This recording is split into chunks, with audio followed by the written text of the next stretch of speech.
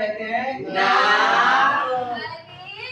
नाट्यशास्त्र यानी पंचम वेद। पंचम वेद? 4 वेदों के बारे में सुना था, पंचम वेद क्या है?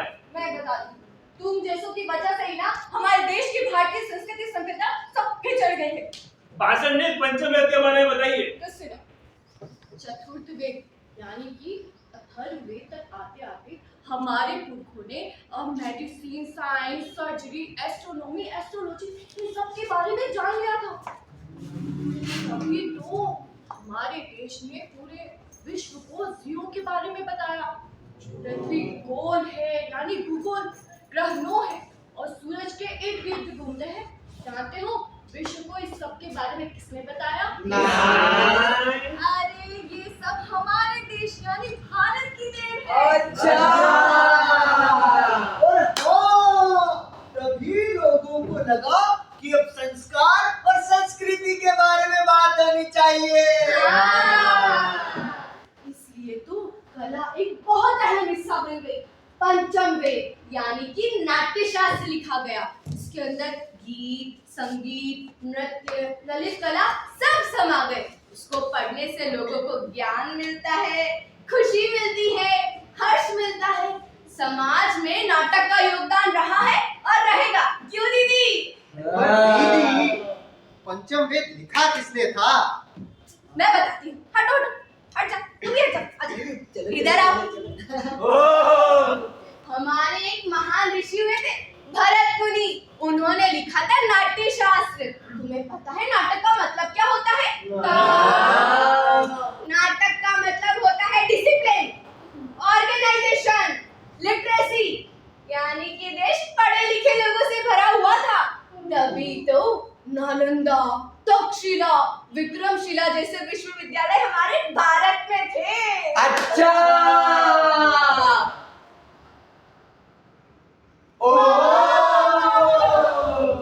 अब समझा, ज्ञान था इसीलिए हम धनी भी थे।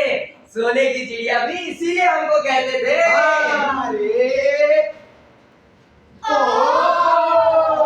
विदेश से लोग यहाँ पढ़ने आते थे हमारे विश्वविद्यालय में। अच्छा, लेकिन फिर गड़बड़ कहाँ हुई? अरे भैया मैं बताता हूँ।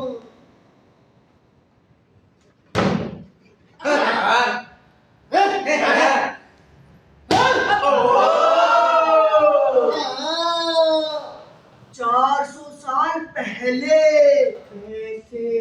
अरे मैं बताता हूँ। एकता और अखंडता के अभाव में। अरे तो हमने वो मुकाम खो दिया। हाँ। सामाजिक बुराइयों के कारण। अरे कैसी बुराइयां? जैसे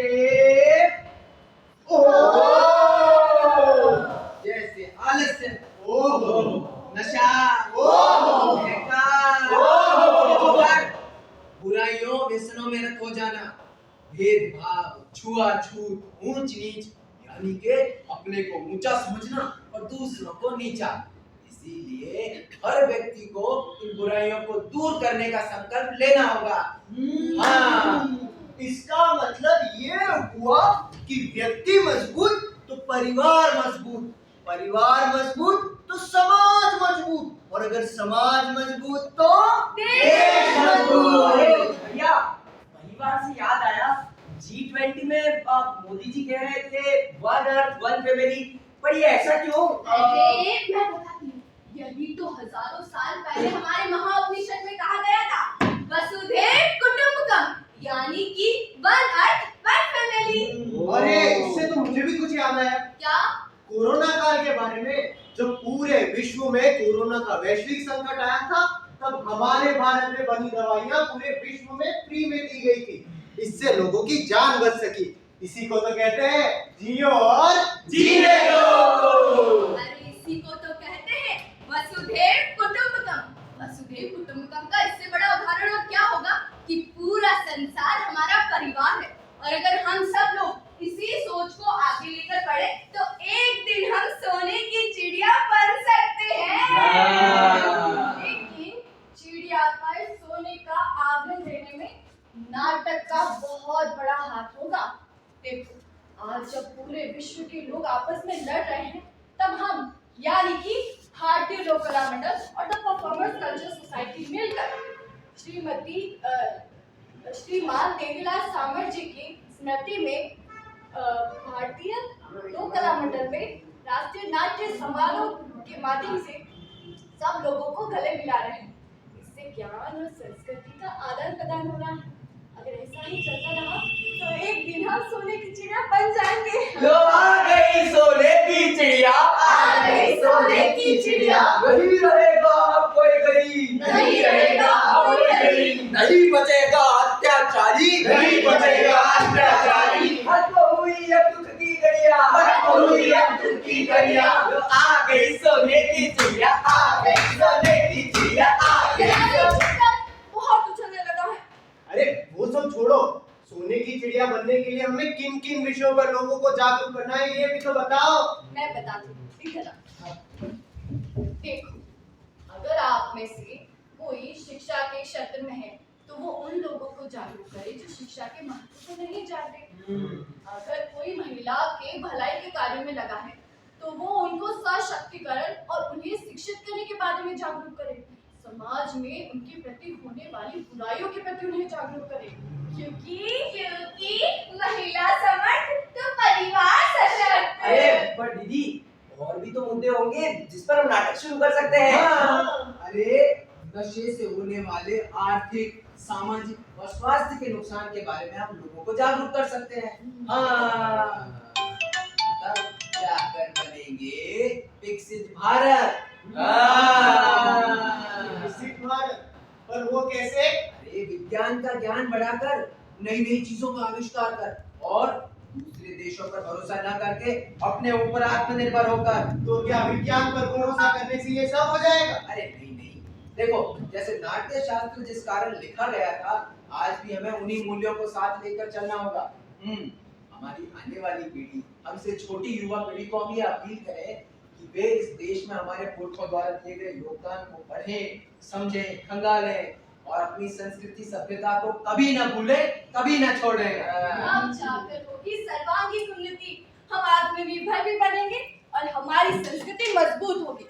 लेकिन इसके लिए हम सबको मिलकर चलना होगा, एक दूसरे का साथ देना होगा। अरे हाँ, इसका मतलब तो ये हुआ कि सबका साथ सबका विकास, सबका प्रयास सबका विश्वास। और भैया ये हुआ नहीं कि सारा विश्व हमारी तरफ देखने लगेगा और हम विश्व गुरु बनकर सारे विश्व का नेतृत्व कर सकते हैं। विश्व गुरु लगे हाथ तो और भी तो बुराइयां बता दो जिस पर हम नाटक शुरू कर सकते हैं। कन्या भ्रूण हत्या, जिन पर हम नाटक लिखकर लोगों को जागरूक कर सकते हैं।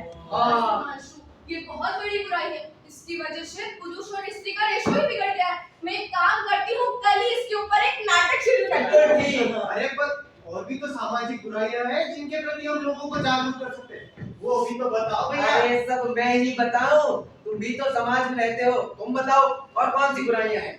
मैं बताता हूँ, दहेज प्रथा।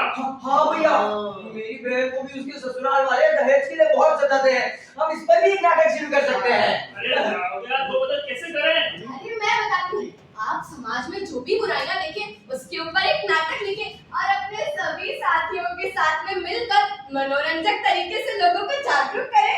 हाँ दीदी, इससे मनोरंजन भी होगा और ज्ञान भी मिल जाएगा। समाज और देश मजबूत होगा और हम फिर से बनेंगे वही सोने की चिड़िया और विश्व गुरु। जानते हो, नाटक एक कमाल का माध्यम है।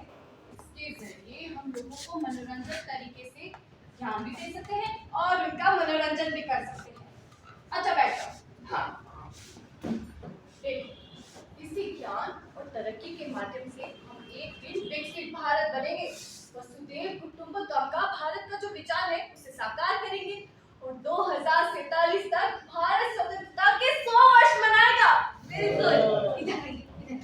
हमें एक ऐसी शिक्षा प्रणाली की कल्पना करनी चाहिए जिससे हम सभी भारतीयों को सशक्त बना सके और साथ ही 21वीं सदी की चुनौतियों के लिए तैयार कर सके।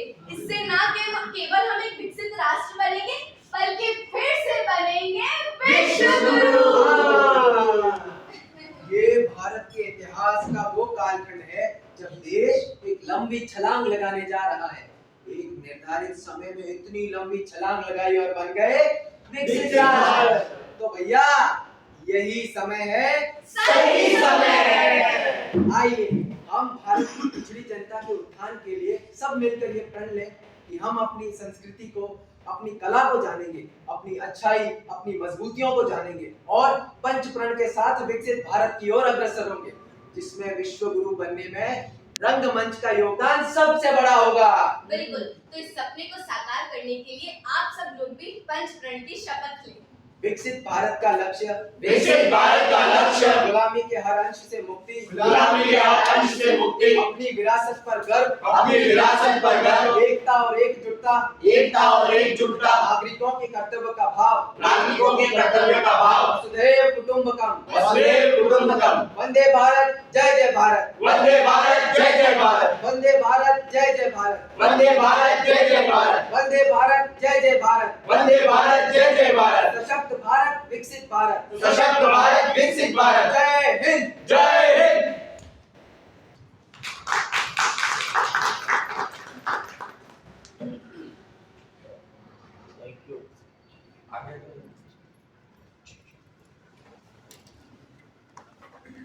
सुधांशु आटा, भक्ति जैन, प्रखर भट्ट।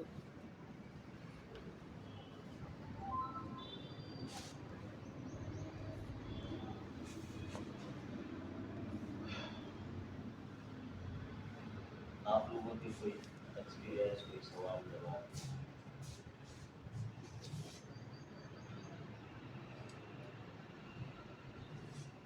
चलो, आप लोगों को क्या लगा? 3 दिन आपने केवल जी के नाटक देखे, 1 दिन आपने किया, अभी भी किया, आप लोगों को क्या लगा? सर, बहुत कुछ सीखने को मिलता है। जब बाहर से कोई नाटक आता है तो एक जो ऑडियंस होती है वो एक लोकल आर्टिस्ट से काफ़ी सारी उम्मीदें रखती है, तो हमारी बहुत बड़ी जिम्मेदारी बन जाती है कि हम इस ऑडियंस को एक अच्छी परफॉर्मेंस और एक अच्छा मनोरंजक नाटक में दिखा पाए।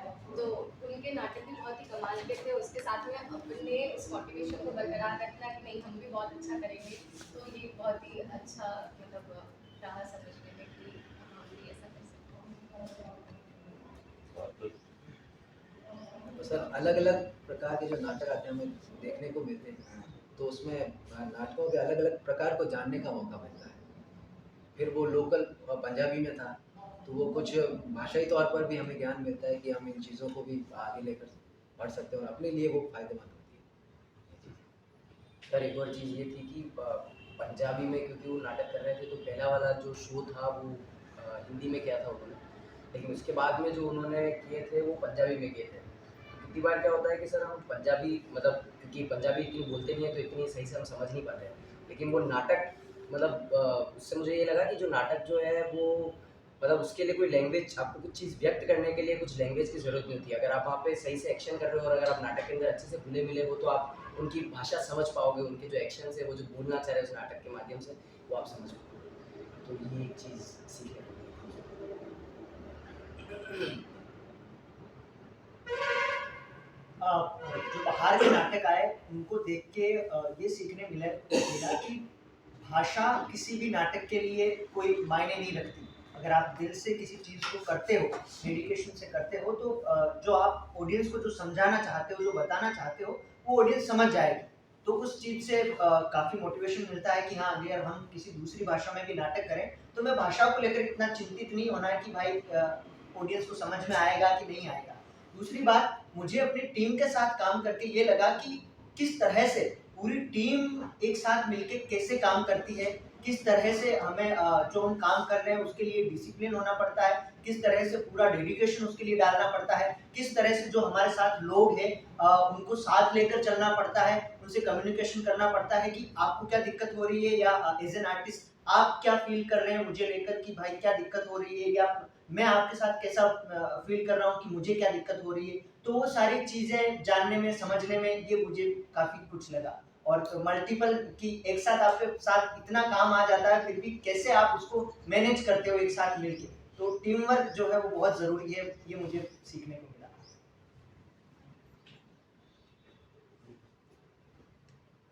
ऑडियंस में से कोई सवाल पूछ?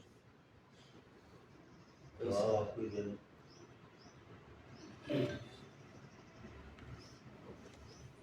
ऑडियंस में से कोई भी सवाल है, कोई भी जिज्ञासा है, प्लीज। हम लोग सब नाटक वाले हैं, इसलिए एक दूसरे से बात कर सकते हैं।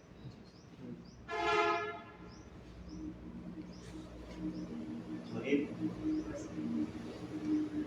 बस सवाल पूछने का अच्छा लगता है कि आसपास जो हमारी जो संस्कृति है, जो दूसरे राज्य से इस राज्य में जो मिलके जो संस्कृति देखने को मिलती है नाटक के माध्यम से, वो बड़ा अच्छा लगता है। पंजाब के जो 3 नाटक हुए अलग अलग सब्जेक्ट पर, और वो पुराने अलग अलग सब ऐसे विषय जो कभी जानने को नहीं मिलता है या हम पढ़ते नहीं हैं कि हम इतना, वो जो नाटक के माध्यम से हम उस संस्कृति को, उस कला के माध्यम से हम जान पाते हैं, तो ये बड़ी अच्छी बात है।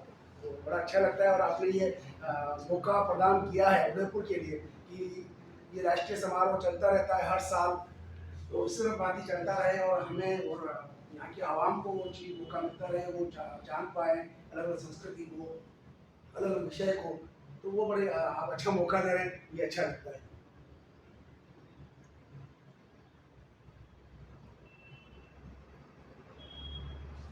आज के नाटक के बारे में थोड़ा सा बात करना चाहेंगे कि आप शॉर्ट प्ले का। सर इन्होंने है ना नाट्य शास्त्र का भी विवरण किया है उसमें भरत का। तो नाट्य शास्त्र में जो है और भी है, जैसे शारंग देव ने भी किया है, संगीत रत्नाकर किया है।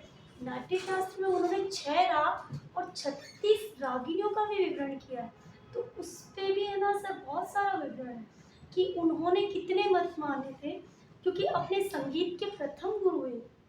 जो नाट्य शास्त्र इन्होंने लिखा है ना, इसमें और भी डिटेल है सर कि रागों का भी विवरण है, तो इनके खुद के भी लेख हैं। जैसे अपन जो स्वर गा रहे हैं ना सर, संगीत का इसमें इन्होंने विवरण किया है ना, तो सबसे पहले गुरु ही भरत ही थे जिन्होंने प्रथम स्वर पे संगीत की रचना की थी।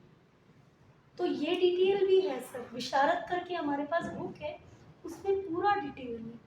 ये दरअसल क्या हुआ कि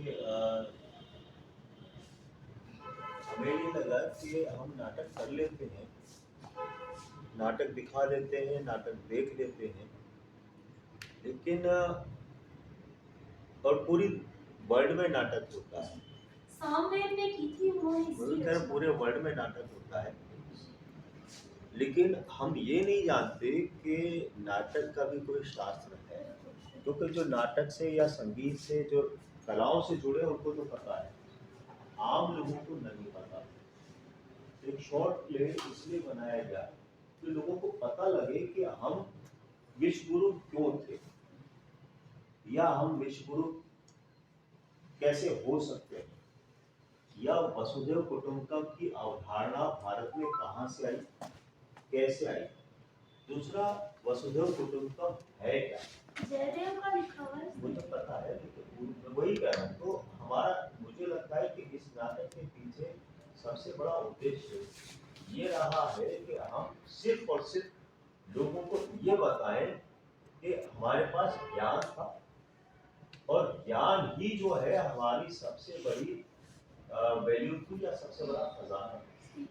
हम तो सोने की चिड़िया अपने आप को कहते हैं, हम सोने की चिड़िया, दरअसल सोना नहीं था हमारे पास।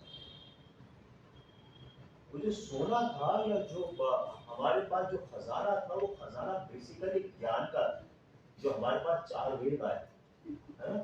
ये जो 4 वेद थे, ये अलग अलग चीजों से रिलेटेड। हम आयुर्वेद में बहुत आगे थे, है ना। हम दूसरी बहुत सारी कलाओं में बहुत आगे थे, हम विज्ञान में बहुत आगे थे। आज हम सारी की सारी चीजें जो पाश्चात्य कंट्रीज में हो रही है, हम उसको पैमाना मान रहे हैं, और उसको पैमाना मान करके हमें लगता है कि ये सारी चीजें वहां से आई हैं, जबकि बेसिकली ये सारी की सारी चीजें हमने दी हैं। पूरे विश्व को ये सारी चीजें हमने दी। साइंस की बात कर लें, आयुर्वेद की बात कर लें, कलाओं की बात कर लें, और बाकायदा दी नहीं है, हमने उनके शास्त्र तैयार किए, जिन शास्त्र को फॉलो करके लोग आगे बढ़े।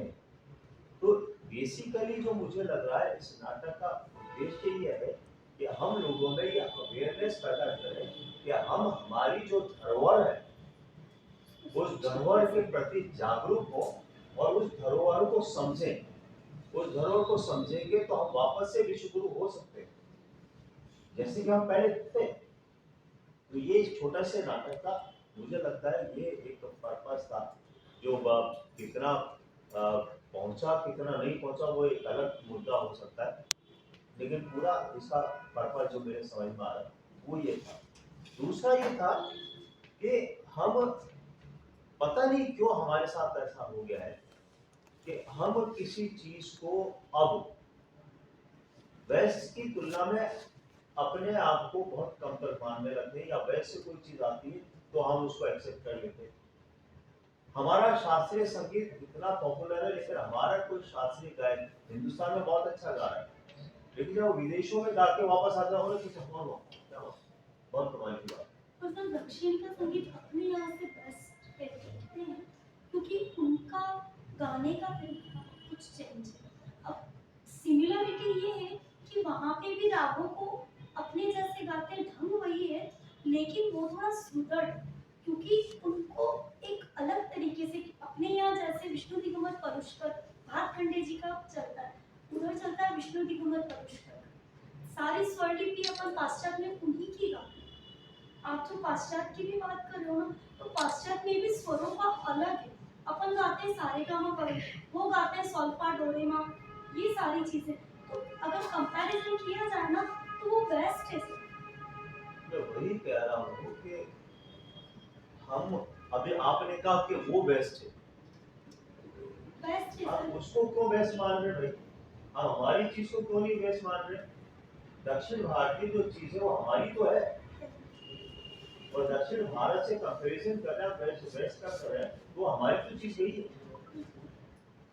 आज बहुत सारी चीजें जो है, हल्दी का पेटेंट अमेरिका करा लेता है तो हमें हल्दी के बारे में पता होता है कि हल्दी बहुत कीमती चीज है, ये काम की चीज है। नीम का वो पेटेंट करा लेते तो हमें लगता है नीम बहुत काम की चीज है। तो ये तो हमारी परंपरा में चला, हमारी संस्कृति में है।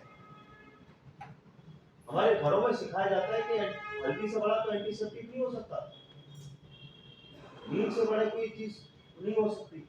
ये तो हमारी संस्कृति में आया है, लेकिन जब वहां पेटेंट होता तो हम जागरूक होते। हाँ यार, कोरोना आ गया तो हमें पता लगा कि साहब पीपल जो है बहुत ऑक्सीजन देता है। हमारे तो पुराणों में कहा गया है कि भाई पीपल बहुत अहमियत की चीज है, और इसलिए हम पीपल को पूछते हैं। हम इसलिए नहीं पूछते पीपल भगवान है, हम इसलिए पूछते हैं कि बहुत यूजफुल चीज है। हम गंगा को क्यों पूछते हैं? हम इसलिए पूछते हैं कि उसमें कितने सारे मिनरल्स आते हैं। वो जो पहाड़ों से निकल के आती है, तो जो जितनी वनस्पतियां हैं, जितने पहाड़ों के अंदर मिनरल्स हैं, वो सारे टकराते हुए पानी में आते हैं, इसलिए पानी हमारे लिए अमृत है। मैं वो कहने की बात कर रहा हूँ। तो हम ये, मुझे लगता है ये नाटक जो कहा गया है, नाटक वो सारी चीजें हमें याद दिला रहा है कि हम उन चीजों पे गौर करें, हम उन चीजों के बारे में सोचें कि बहुत ज्यादा जरूरी चीजें हैं। मुझे लगता है it's a very good effort, लेकिन इसको थोड़ा सा और लोगों तक पहुंचाएं। लोगों तक पहुंचेगा तो लोगों की समझ में आएगा। जो हम बार बार जो हमारी भारत सरकार करी कि विश्व गुरु, हम विश्व गुरु होंगे, तो वाकई हम विश्व गुरु है और रहेंगे, लेकिन हमें लोगों को जागरूक करना है कि हमें अपने मूल्यों को, अपनी संस्कृति को, अपने ज्ञान को समझना है, और उसको ज्ञान को समझ के लोगों में स्प्रेड करना है, लोगों में पहुंचाना है। तो वही सारी चीजें वापस से आ जाएंगी। Well done, thank you very much.